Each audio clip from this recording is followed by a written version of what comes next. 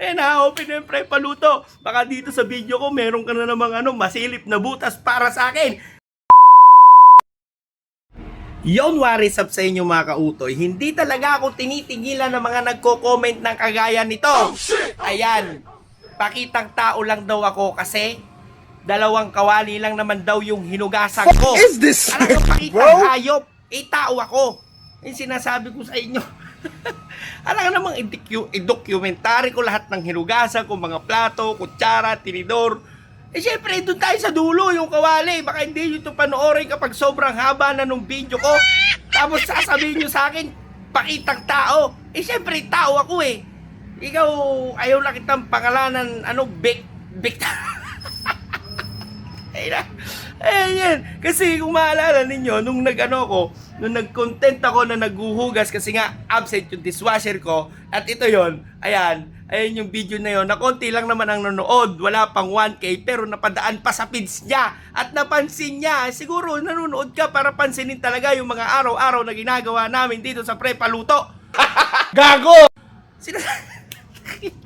Sabi ko sa inyo, pasisigatin nyo ako ng gusto, kakabas nyo ng ganyan eh. Pasisigatin nyo ako ng gusto. Kasi, siyempre, engagement yun, tanggap ko yun, pero hindi kita ipopost kung sino ka man. Hindi ko ibibigay dito yung yung Facebook page mo. Sinasabi ko sa iyo, puro ka lang comment. Yung isang araw, siguro magkamag-anak kayo nun yung nagsasabi dun tungkol naman sa resibo namin dito. Siguro magkamag-anak kayo dyan, tapos pinagmamaritisan nyo ako dyan, pinag-ismisan nyo ako dyan, na yung dating tambay, naguhugas na ngayon. Sabi ko, ano yung dalawang kawali? May dalawang sandok na kasama yon. Kawali at sandok yung hinugasan ko noon, tag-dalawa. Hindi lang kawali, so mali ka. At saka ito pag manonood ka ng video ko, tapusin mo naman hanggang dulo. Yan, para naman nauunawaan mo yung mga sinasabi ko. Hindi yung doon ka lang nakatutok kung ano yung ginagawa ko, ha? Oh shit! Sabi ko sa inyo, ayan na, open na yung Pre Paluto. Baka dito sa video ko, meron ka na namang masilip na butas para sa akin. Yan, pero ako, tatawanan ko lang yan kasi dagdag ka lang sa stress ko. Isipin ko, hindi ka namang gwapo. Mas gwapo ako sa'yo.